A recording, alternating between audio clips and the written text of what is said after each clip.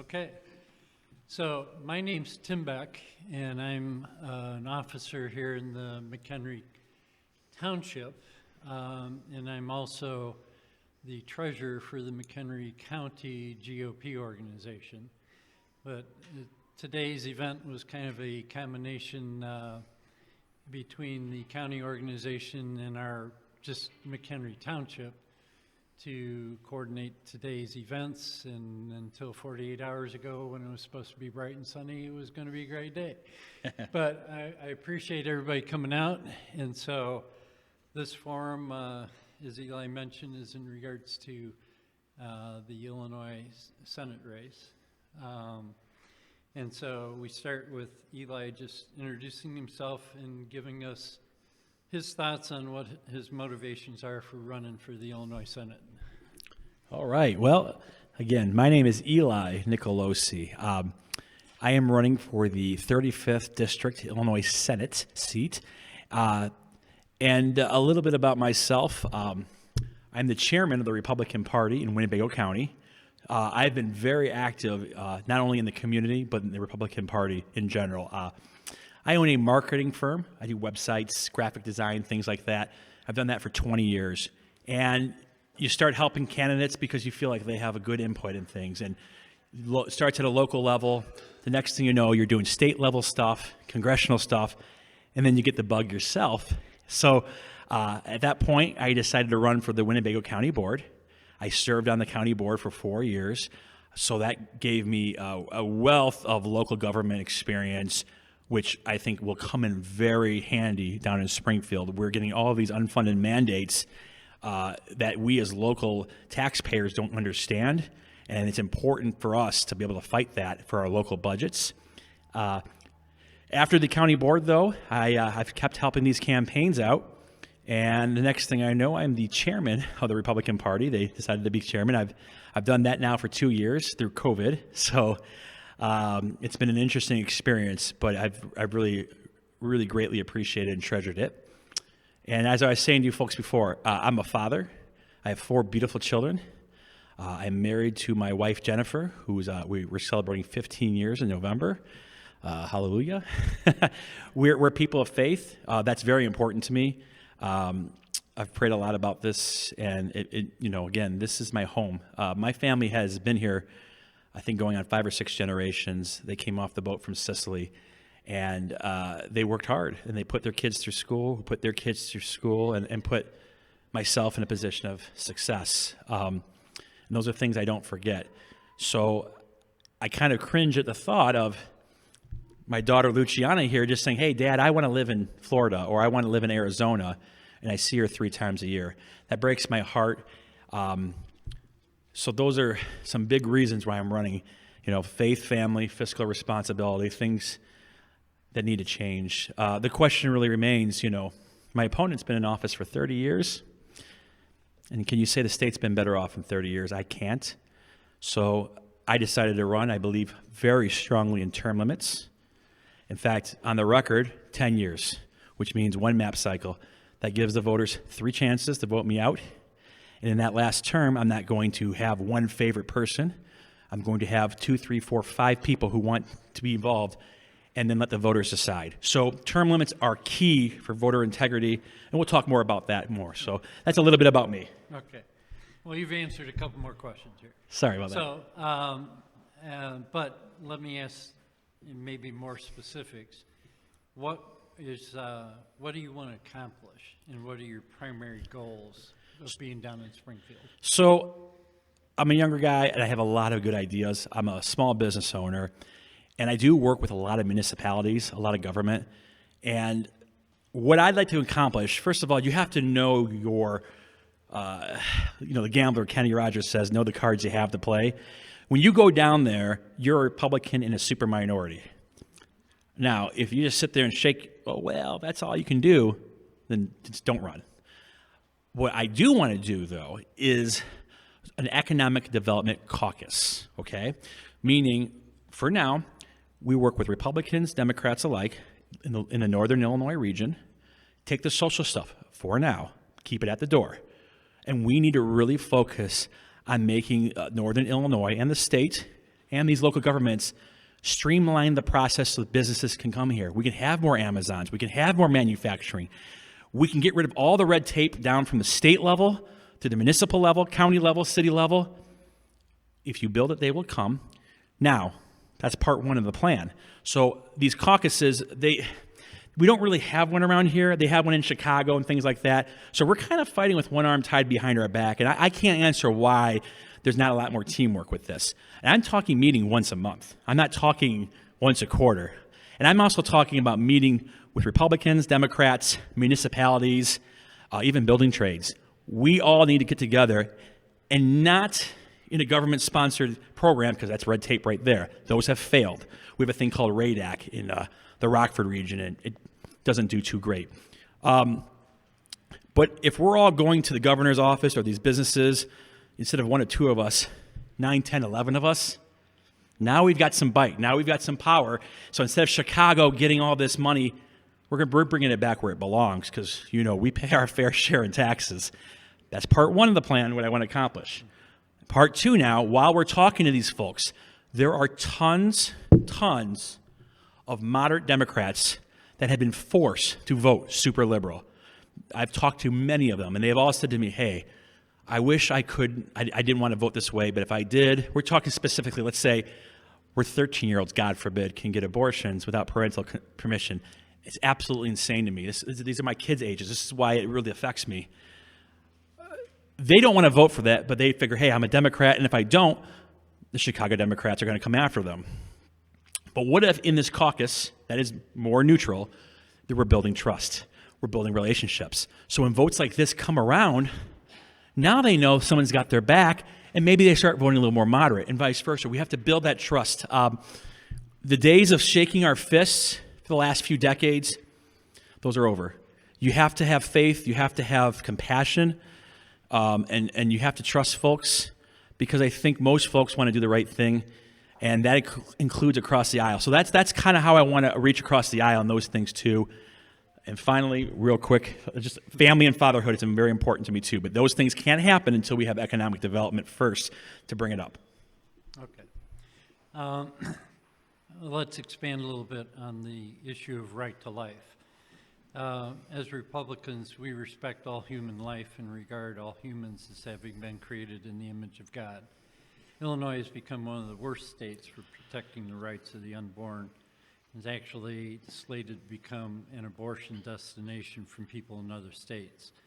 What have you done, and what will you do to help protect the rights of all humans, including the unborn, and how do you promote a pro-life culture in your daily life?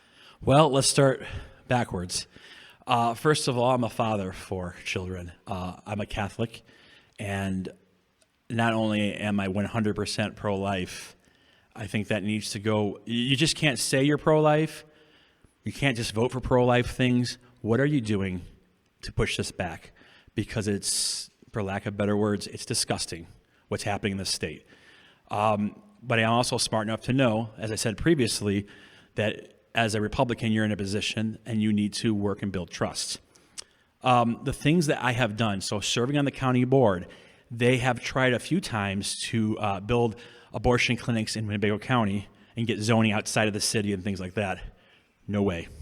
We would not allow that, and we never will, and we never had. So I'm very proud of our board's efforts to do that. As the chairman of the Republican, Winnebago County Republican Party, I was privy. We had a vote, and we actually voted and censored previous Governor Bruce Rauner, because we all know he ran on a very far-right platform, and towards the end, he allowed the country's only taxpayer-funded abortions. This is from a Republican governor. So no, we put out a letter of private censure to the governor, and we were on record for that. My opponent, unfortunately, still remains supporting Governor Rauner, which to me, you can talk the talk, but when you start doing that, you're not walking the walk. Moving forward in the legislature, though, as I said earlier, it's about building relationships. Pro-life is probably the strongest thing I believe in, and those are lives from the very moment of conception. Thank you. The next question is about the Second Amendment. Everybody should have gotten, and it's in your program guide, what we call the GOP pillars.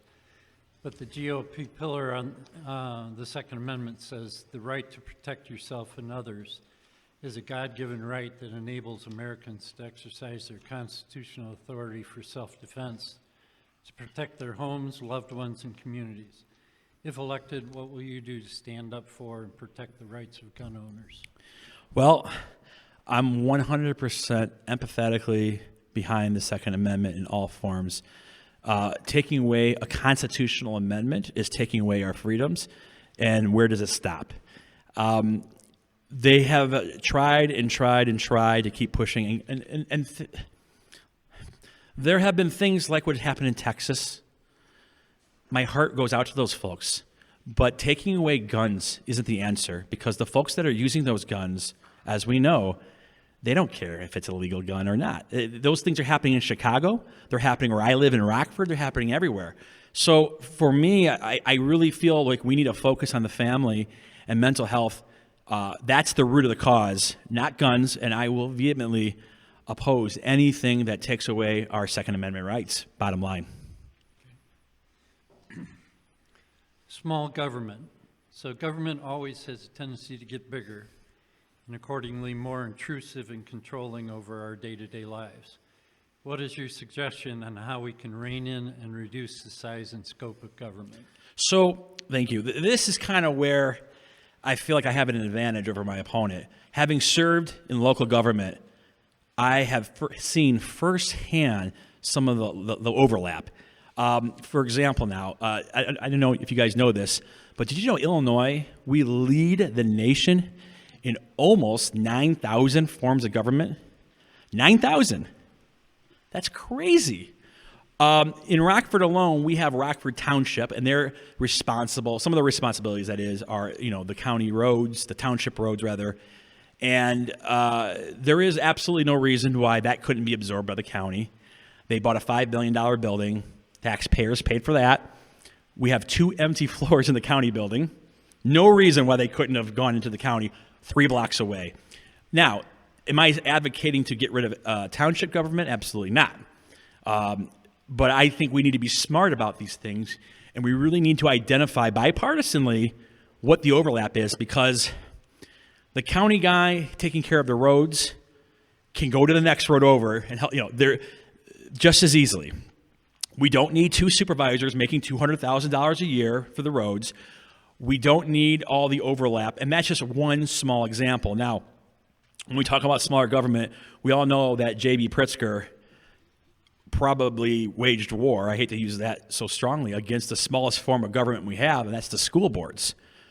He overreached his authority, and my children here were forced to wear masks. They were bribed $100 if they got the vaccines. I mean, it was ridiculous. They were shutting businesses down who didn't agree with this. That's why we have to fight like hell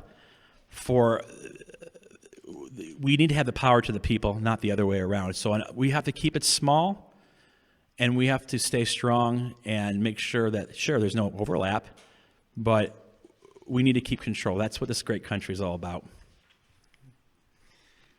Speaking of education, the education system in Illinois is broken. And if we learned anything from the pandemic, it's that parents need to have a greater say in their children's education. What would you like to see change to improve Illinois' education system? Well, the first things first. We need to take back our school boards. We need to go down to Springfield and pass a few resolutions making it very clear that the parents run the show. The parents control what their children do and say, not the government, not the legislator. We need to keep it in control there. So having dealt with that firsthand, I'll tell you one thing right now. It was very hard on our family. We had all of our kids home, and they were doing Zoom classes and things like that, and you remember those things. But it wasn't the same. They were socially isolated. I could see it. It was a hard year for our family, and we're still just barely getting out of it. I mean, we'd had a rough year and a half almost. Those things could have been avoided greatly if each individual school board decided, hey, this is what we need to do for our community, that's who should be making these decisions. We need to keep those things in mind, that education starts with the parents and ends with the parents. So you've kind of touched on this, but candidates always say they want to lower taxes. So more examples about what you've done to lower Sure. taxes. And the concern now is with rising inflation, and how do you balance increased costs as you try and lower taxes at the same time? Well, that goes back down to, listen, push is coming to shove. When I said we have 9,000 forms of government, I wasn't just using a fancy number to scare you. We have 9,000 forms of government. There is a ton of overlap right now, and we need to work smarter, not harder. So in terms of making sure that these taxes don't rise, that's our first step. Not raising taxes. Listen, my opponent has raised the gas tax. He actually sponsored it. The property tax has been raised. Republicans are raising taxes. And I get it. You're in a super minority. It's no excuse. You've got to think smarter. You've got to think like a business person. So step one would be the overlap in government. Step two would be looking at ways to get private businesses more involved and taking their responsibilities. So for example, let's say there's some road work that needs to be done. Well, typically, a big company comes in and they expect the county or the local government or the state to put money into it. And that's great because we want to always spur economic development, but maybe there needs to be a little bit more of a give and take on this, because right now we're giving and they're taking. We need to partner with private businesses and convince them that it's in their best interest, that financially, because they're not going to do it otherwise. But if we can convince them, hey, you take a little bit more off the taxpayer's shoulders, this is how much money you're going to make. This is marketing 101. These are the ideas that we need to have that, I feel I can really bring a difference and reach these folks. Okay. Staying with the theme on businesses. So we need to attract more businesses and grow existing businesses. What will you do to make it easier for people to start a small business and to protect small businesses from being destroyed by government, intrusion and barriers, et cetera? And what will you do to help McHenry County be a good home for both new businesses as well as inviting in larger businesses? So I've run a small business for the last 20 years. I've got 4 employees right now. I think I qualify as a small business. I've been doing it for quite some time now in Winnebago County. And I'm going to be honest with you, about 4 or 5 years ago when they had that tax increase, that hit us too. And boy, that hurt. We've got to have better taxing policies on the small fish to keep them alive so they can grow and become bigger fish. That goes for all the counties in the district, but with McHenry County specifically, my wife is from McHenry County. We've had our first dates in McHenry County, so it holds actually a very soft spot in my heart. They're going through the exact same things we're going through in Rockford, the exact same things we're going through in Sycamore, and government needs to get out of the way. Again, I can't preach that enough. Let small businesses grow, get rid of the red tape, and help that. Otherwise, get the heck out of the way, because right now there is just too many hurdles and red tape. So we need to fight like heck, and we need to make that bipartisan as well and work across the aisle so that these folks can run successful businesses without having to hit these walls. So your thoughts on law and order. And again, our GOP Pillar states that we believe every human life matters, and the public's trust in the equal and sure application of law enforcement, civil order, and the rule of law is essential to a successful society. So how do you balance the rights of the citizens to petition their government for redress of grievances and still provide a safe community? And what needs to be done to restore the public's trust in law enforcement to ensure that everybody feels that they have equal protection under the law? Sure. So one of the things, first of all, I think it should go without saying, but I'll say it anyways, and that is I 100% back the blue, and I have a proven track record of doing so. Again, sitting on the county board, we have these unfunded mandates, and they wanted to take money away from the sheriffs. which means less sheriffs on the street in Rockford, Illinois. Right? If you're not familiar with Rockford, it's pretty much like downtown Chicago. It's not exactly the safest. In fact, it's spreading throughout our whole community now. And I had to fight like tooth and nail, like heck, to make sure to think of creative ways, and it's ridiculous. I come from a family of attorneys, and I was raised that way. I mean, my uncle's a judge, and he was a former state's attorney. My grandfather was a justice magistrate. The police are your friends. The notion that they're not, and this legislation that's crazy coming out of Chicago right now is absurd. So the first thing, of course, is you must push back that Senate bill before you can do anything else with public safety. You know, the Senate bill where 3653, I was getting the number, I forgot it, where a cop will eventually be personally liable. How many cops do you think are going to want to work for that? None. We're neutering our police force. We're taking away pride of the badge. These things are insane to me, and there's no way I'm going to stand for it. We've had Back the Blue rallies that I've personally thrown. I have been very active in many. In fact, I've donated my time and talents to many sheriff races. I don't even know the guys half the time, but I say, if you're part of the Blue, I'm going to help you. I'll do what I can to help your campaign. We've got the Safer Citizens initiative that's been lately. I'm one of the founders of that. Brian Kelly kind of put that together, and I do the website for that and do a lot of things there. When it comes to public safety, especially here in McHenry County, these things are very important to me.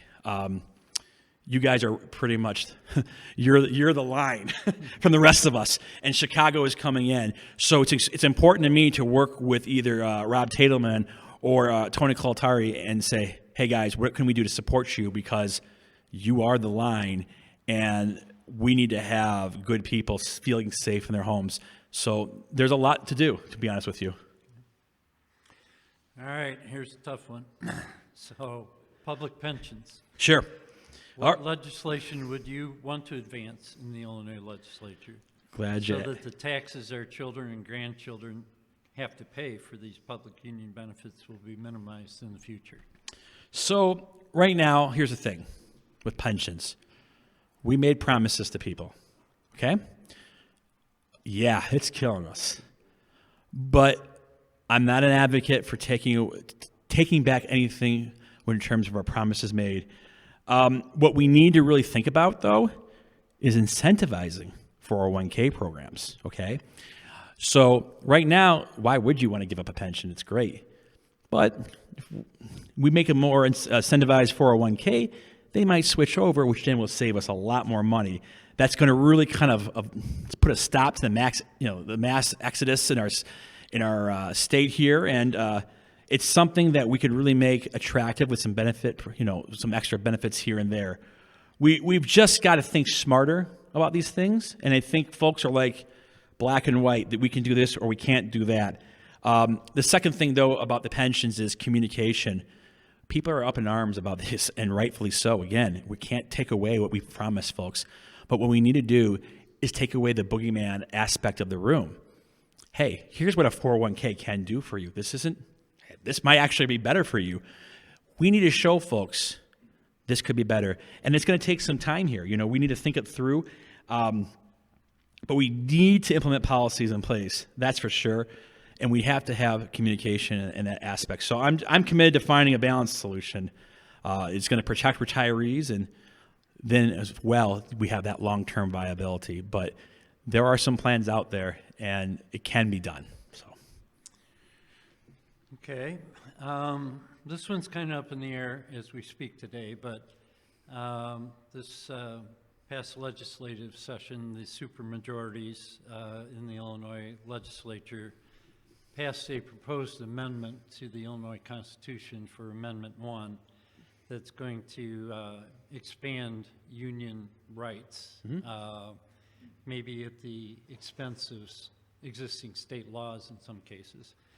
So what are your views on right-to-work laws, and do you support or oppose the passage of Amendment 1? So I'm going to say something that may surprise some of you, but I am 100%, I back labor. We're talking about private labor, private unions, and there's a difference between public unions and private unions. But those folks, I think, work hard, and they know just as much as we do that we're all getting the shaft right now. There's a war in the middle class, if you guys haven't figured this out, and it's not necessarily about the left or the right anymore. It's about up and down. And that's what I'm here to fight for. There are more Trump hat-wearing, MAGA-loving members of building trades than ever before. I'm talking 80%. Now, their leadership is still a little Democratic, and there's some push. But what they don't want, and I've seen this firsthand so many times, they don't want middle-class people on the same side. Because now we start talking. Now we start having conversations, and we start pointing out, these are not unreasonable people. In fact, just the opposite. But what happens is the up keeps throwing in things. Let me give you guys a good example. So we had some legislation for the energy bill with the nuclear power plants. And if you remember, we almost shut those down. So why didn't we just have a bill that said keep the power plants open? No, we threw in a ton of pork, just social programs left and right. If it would have just been the jobs, would have passed unanimously, but now they throw in all this pork, so you lose 75% of all Republicans. And, of course, now we're pitted against each other. So this is the kind of stuff that they do behind the scenes that, again, I can't stress this enough. Communication. Let's just talk to folks. You'd be surprised, and as a chairman of the party, I have talked to so many building trade people lately, and they want what we want, a better state. They're not trying to rip anyone off. So, I do back labor, and I'm proud of it, to be honest with you. And I think that more Republicans, more and more, are understanding that because it's about all of us in the middle and not lining the pockets of a few Rockefellers here and there. So when these bills come out, and I don't know every single detail on this bill, so I haven't had a chance to go through it, but I'm supportive. I'd much rather be supportive of rights of the middle class than anyone else. Thank you. All right. Gerrymandered maps. So Governor Pritzker campaigned on a pledge to have an open and transparent process. And as we all know, with the 2020 census and the redistricting that happened, it was anything but open and transparent. Amen. But do you support legislation or an amendment to the Constitution that would create an independent maps commission to handle redistricting in the future? 1,000,000%. I'll give you a little story. Again, this is what our state, why it hasn't been that great. When I ran, my district was empty. It went from where I live in the edge of Winnebago County down to Mendota, Illinois. I don't know if you guys know where that's at. It's in LaSalle County. I grew up in Mendota. I went to high school there. Didn't see anyone in the district. I was very excited. I decided to throw my hat in the ring. The next thing I know, hey, the incumbent wants to move back into the old district here. He was supposed to go in this other district, and the map gets changed. And all of a sudden, instead of going down to Mendota, it goes all the way down to McHenry County out to this area. Okay, that's interesting, but that's, maybe that's just a coincidence. I have seen it too many times. Now, right before the maps got finalized, they redrew it again. The map line is actually in my backyard. I'm out of the district. So, again, and if I hadn't had conversations with folks who are down in Springfield who knew my name and knew who I was, I'd maybe be a little less suspicious. But that's okay, because this is how we do things when we have to stand tall. I have seen the congressional districts drawn at the most ridiculous proportions. We have, the 17th go from Rockford all the way down to Moline to DeKalb area, I believe, to the college area. Who in their right mind thinks these are fair from any side? No, this is garbage. And I hate to be so passionate about this, but we have to have some kind of independent. We have to sue for it. I don't know if it's going to happen. We have to stand up as voters and put some resolutions out there. And if we have to do it on the local level, they'll get heard. So if we have to go to our county boards and say, hey, put this resolution out, that will get heard. Because our state surely isn't doing it. I have experienced it firsthand. I have seen it many times over and over. There is no question that these maps, again, sometimes it's not about left and right, but it's about up and down. I've seen it too many times. The longer you are in power, the more the power takes you, and people don't like giving that up. That's the bottom line. They'll say anything they want, but they don't believe it. Put your money where your mouth is, and let's get the independent commission in. Election integrity. As you know, coming out of Washington are all sorts of initiatives to federalize our elections. Do you support voter ID? Do you support the prohibition against ballot harvesting? I'm giving you a softball. Sure. Oh, yeah. And what would you do to ensure that So- the requirements are Well, first of all, yeah. done well in Illinois? First of all, the most common sense thing, the ID, the photo ID that we use for our driver's license, the one where we can drive these 2-ton vehicles around, why can't those be used, or state IDs, for voting? Anyone can go. Listen, again, I'm the chairman of the Republican Party, and 2 years ago, just on a local level, I can't tell you how many calls we got, how many duplicate ballots we saw, how many were thrown out.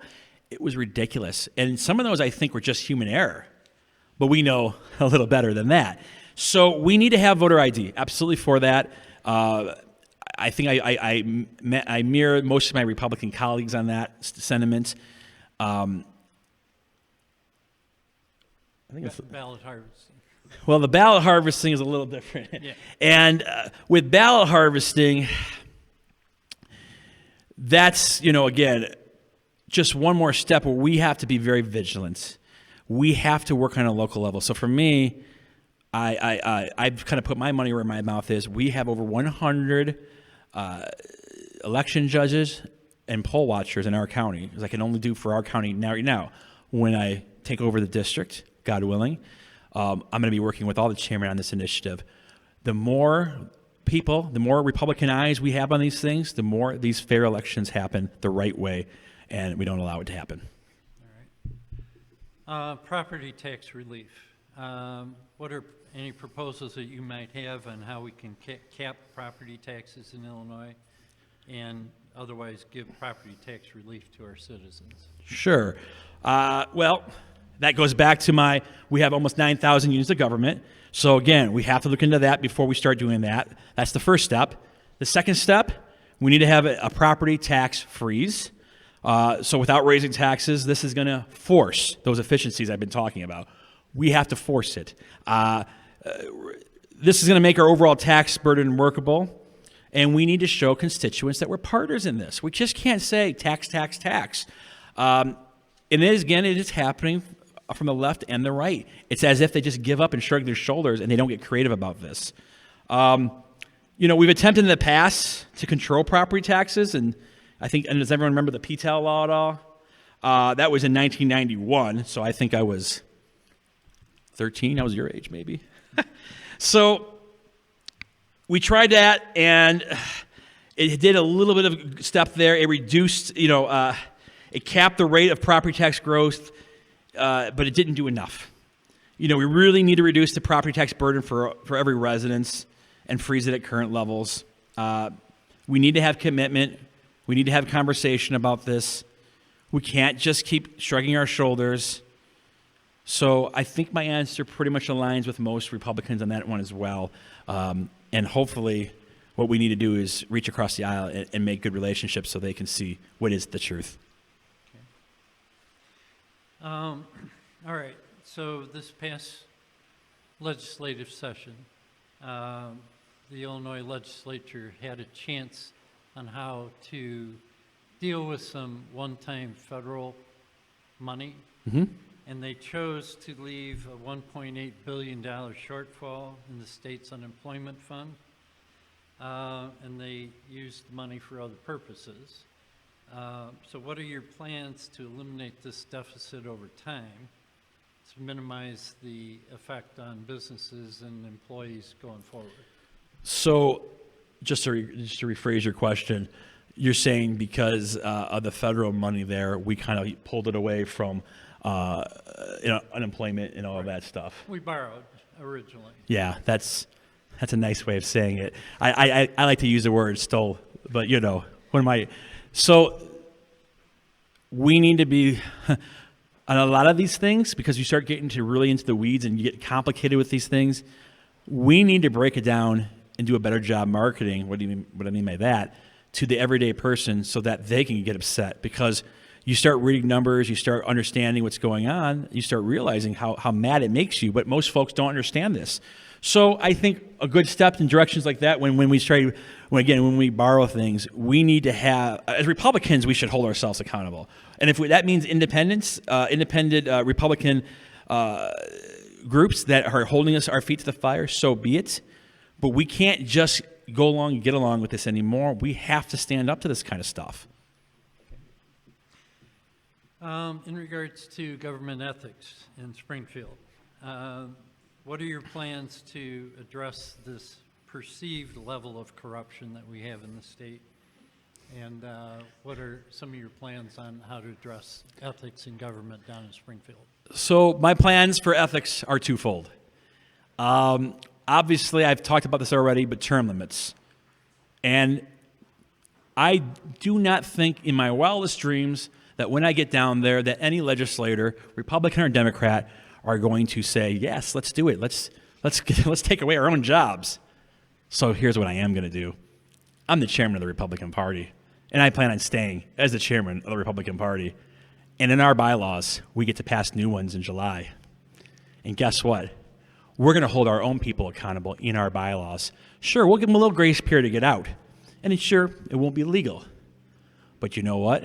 You stay too long, you're not supported by us anymore. And I'm not the only Republican chairman talking about this. A lot of us are. We took this from Paul Schimpf. It was a brilliant idea. Republicans need to do this. And you know why? That shows the voters' trust.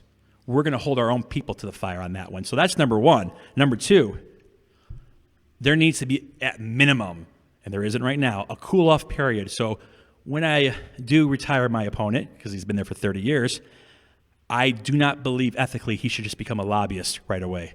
It's horrible, making hundreds of thousands, if not more, a year.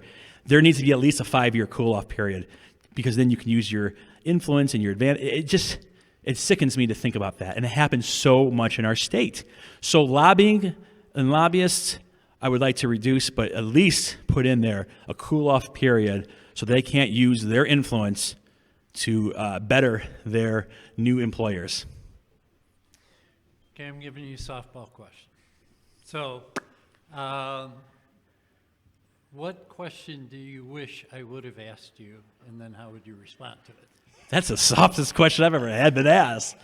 I don't even know how to answer that. I guess maybe about family and faith and things like this. That's kind of the other side of this. For me, being a father is the most important thing in my life. Being a husband is the most important thing in my life. My family's behind me. They want me to do this. They're videotaping me right now. She's watching at home with the kids and the baby. What can we do to help the family units? What can we do to encourage not to have a bunch of baby mamas and baby daddies where you're all taking money from the state and cell phone? We need to incentivize the family. That's going to help on every single level. We talk about this horrible thing that happened in Texas. I don't believe that guy had a father or a father figure. It's more often than not. We need programs in place, but we have to come at it that we don't sound like we're just far right crazy, because that's what they're going to paint you as at first. You have to come with it with a degree of solemnness and respect, and you have to listen to Democrats, because they are people, as much as we don't think so sometimes here. They are people with good ideas sometimes, believe it or not, and they do want what's best for this country. It's shocking to say that. I don't agree with pretty much all of their policies, but I think ultimately I believe in the good of people. And that's where it needs to start. That's where our country was great. It was on the backs of families. You know, that's what made our country great, and what will get us out of this. So I don't know if you have a prepared closing statement, but if you have any other thoughts. Sure. Well, yeah. We can wrap it up. Well, okay. I don't have any other closing thoughts other than I am open to speaking to anyone here afterwards. I'm happy to speak. I know that my opponent isn't here. However, his guy is here. So if you want to grab a sheet from him to give him fair play, we're happy to do that here at the end. I'm happy to answer any questions. I'm really excited to represent this region. When they changed it from where I grew up to here, they didn't realize I love McHenry County. Again, my wife and I, she went to Huntley High School, graduated class of '99 there, and it's a great area. The people in Huntley and McHenry County in general are just so wonderful. So I'm excited to represent McHenry County, and I think you're going to get someone here with new ideas, new energy, someone who's going to fight, and someone who's accessible. I'm a web designer. I'll make my platform very clear. Day one, you can reach out to me. Day one, and I'm going to be around. You're going to see me at these kind of events all the time. I like people, so I hope that I can earn your vote. I have information at our booth, so if you haven't grabbed it, please do. It really kind of lays out my platform in more detail. My website is voteeli.com. Pretty easy to remember, voteeli.com. So you can learn all about me there, and I'd be honored to earn your vote. Please feel free to see me afterwards. Thank you. God bless.